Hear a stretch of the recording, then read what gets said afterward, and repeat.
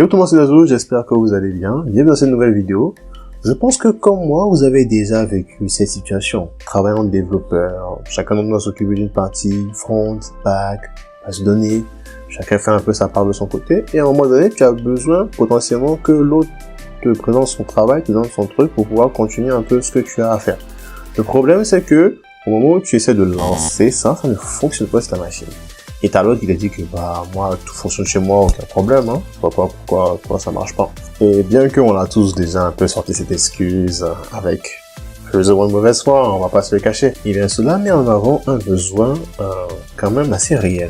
On a besoin d'avoir juste une application et de pouvoir y mettre tout l'environnement dans lequel elle a été développée, c'est-à-dire pour que tout fonctionne sans problème, et juste le prendre comme ça et pouvoir le lancer où on veut sans problème. Et c'est peut-être à ce moment-là que vous avez déjà dû entendre parler de Docker, et à quel point on s'en sert souvent dans ce genre de cas, mais sans forcément peut-être comprendre comment c'est pertinent, comment est-ce que je peux m'en servir pour mon application, quoi, voilà, etc. Eh bien, c'est ce que je vous propose de voir dans cette vidéo qui va servir d'introduction, où je vais parler plus en général de la containerisation. Sans la première vidéo, il y en aura une deuxième, peut-être une troisième, à voir comment cette série va se porter. Et nous allons voir tous ensemble aujourd'hui. Let's go!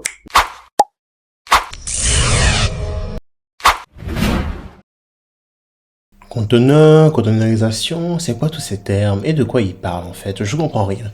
Eh bien, nous allons faire simple. Comme je vous l'ai dit, nous avons besoin d'avoir accès à l'environnement dans lequel a été développée notre application, comme si on avait la machine de cette personne-là qui l'a développée, mais qu'on pouvait juste la prendre, l'utiliser et basta. Juste comme si on avait des machines jetables qui servaient juste à lancer notre application dans le meilleur environnement possible et basta. Eh bien, il y a une fonctionnalité du noyau Linux qui va nous être très utile pour arriver à réaliser cet objectif-là. Quoi, vous savez pas c'est quoi le noyau Linux? Bon, j'explique rapidement pour les 2-3 du fond qui n'ont pas suivi. Vous réalisez sûrement cette vidéo sur un téléphone, Android ou un ordinateur sous le système d'exploitation Windows. Un système d'exploitation, c'est un logiciel qui va nous permettre en fait d'exploiter les ressources matérielles de notre machine. Le matériel, qu'est-ce que c'est? C'est tout simplement la machine, c'est ce que vous la tenez dans votre main, que ce soit cette machine-là juste à côté de moi, ou que ce soit juste votre téléphone que vous avez entre les mains. Et lorsque vous le démontez, qu'est-ce que vous voyez? Vous voyez une carte mère, ce genre de truc, un processeur, voilà. Tous ces trucs-là, en fait, on va s'en servir pour réaliser des tâches, comme par exemple monter cette vidéo-là, qui sera sûrement montée sur DaVinci, ou un autre logiciel de montage comme Adobe Premiere Pro. Eh bien, ce logiciel-là, il ne pourrait pas fonctionner s'il n'y avait pas un système d'exploitation entre lui et le matériel, pour permettre d'y accéder et d'exploiter ce matériel-là. Eh bien, le noyau Linux, c'est un système d'exploitation, bien que dans sa forme assez basique, sans toutes les filatures autour, etc. Juste un noyau dans sa forme la plus simple. Eh bien, ce noyau, à quoi va-t-il bien pouvoir nous servir? Eh bien, il va nous servir déjà à isoler en fait, à créer un environnement au niveau de notre système dans lequel on va mettre notre application, les différents packages, on va faire une configuration très précise et cet environnement-là, on le crée généralement à partir d'une maquette ou une image que nous avons récupérée, soit d'une source tierce ou que nous avons fabriqué nous-mêmes.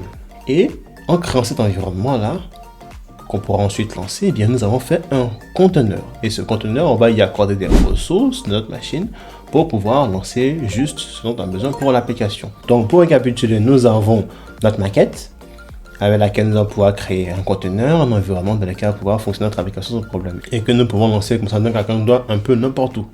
Bam, comme ça.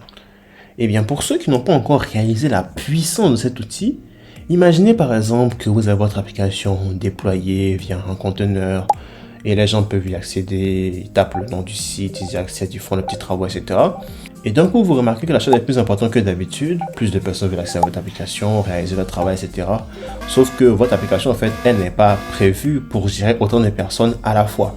Qu'est-ce que vous pouvez faire? Eh bien, vu que vous avez utilisé un conteneur, vous avez donc l'image qui permet en fait de recréer ce conteneur-là. Vous allez pouvoir créer plusieurs conteneurs contenant chacun de votre application et vous allez répartir la charge entre ces différents conteneurs-là. Donc chacun d'entre eux va recevoir une charge et tout sera très fluide pour chacun des utilisateurs, comme si l'application était en fait dédiée à eux, à chaque partie de ces utilisateurs-là. Sauf que c'est tout le temps la même application, juste que vous avez créé plusieurs conteneurs, voilà, etc. et vos situations ne feront que du feu. Mais de votre côté, tout ira bien, vous avez fait votre business, tout se passe bien. Un autre cas de figure où ça peut être intéressant, c'est au niveau de l'automatisation de certains processus lors du développement. C'est là que nous allons faire ressortir ce fameux terme que nous avons souvent, le CI/CD, Continuous Integration, Continuous Delivery. Et ici, qu'est-ce que nous allons faire avec un conteneur? Notre conteneur, il va nous servir à pouvoir tester notre application. Par exemple, quelqu'un envoie son travail qu'il a réalisé, vous pouvez réaliser un conteneur dans lequel l'application va fonctionner et juste tester comme ça et voir les logs, est-ce que tout s'est bien passé, etc. Et si l'application, le logiciel, le code passe le test, eh bien vous pouvez vous en servir ensuite pour le déployer. Et pour déployer, vous utilisez encore un conteneur. Vous voyez, tout est smooth, etc. On peut ainsi automatiser certaines tâches que nous avons déjà écrites, on a fait les instructions pour au niveau de la maquette, pour juste que ça fonctionne en test et basta. Vous voyez donc, ce n'est qu'une partie de toutes les possibilités que nous offre cette technologie. Et vous voyez ainsi pourquoi elle est si intéressante pour la plupart des gens. Cependant, comme tout en cette vie, chers amis, rien n'est tout rose et je vous ai un peu menti. Pourquoi je suis corrompu, putain? Ne me regardez pas comme ça. Ayez un peu pitié de votre frère. Eh bien, on ne peut pas vraiment utiliser cette technologie n'importe où. Vu qu'elle se base sur une fonctionnalité du noyau Linux, cela suppose quoi? Que nous devons fonctionner dans un environnement où ce noyau gère en fait le matériel de votre machine. Et donc, à moins qu'il y ait de nouvelles contraires, Windows, ce n'est pas basé sur le noyau Linux. Donc, pour pouvoir utiliser cette technologie, qu'est-ce qu'il faudra faire? Il faudra virtualiser un environnement Linux pour ensuite utiliser cette technologie. Vous voyez que d'un coup, ça devient bien plus embêtant. Ça devient bien plus... Ça consomme beaucoup plus de ressources.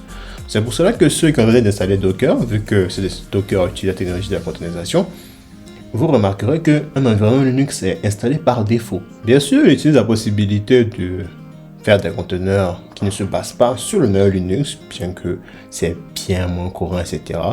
Et surtout, certains se diront, mais je nous ai parlé de Linux, mais pourquoi en fait tout ce truc avec Linux? C'est vrai qu'il y a des fonctionnalités, mais quoi d'autre?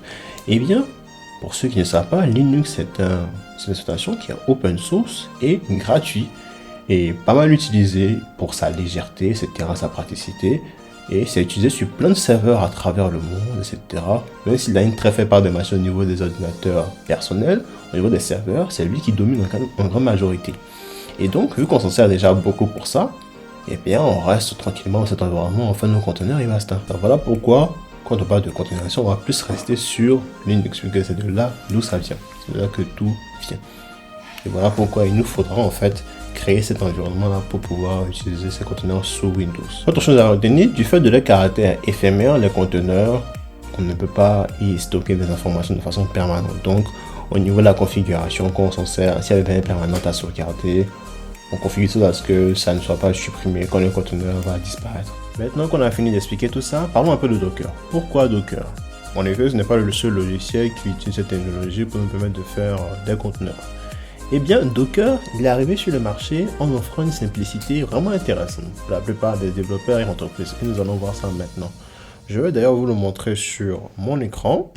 Là, je vous montre par exemple le projet Django que j'ai réalisé et qui me permet en fait d'afficher mon portfolio. Comme vous le voyez, un projet assez simpliste. On a quelques fichiers, voilà, le code, voilà, l'application, les projets, test, modèle, view, etc. Et donc, nous avons ce projet Django là par exemple. Et pour ce projet Django, j'ai mis en place un Dockerfile que vous pouvez voir ici. Ce Dockerfile là, comme vous pouvez voir, il y a différentes instructions. Ça va nous permettre de décrire le comportement d'un conteneur, quel commande va-t-il lancer pour lancer notre application. Et pour pouvoir faire l'image, la maquette, tout simplement, nous allons faire docker build-t portfolio.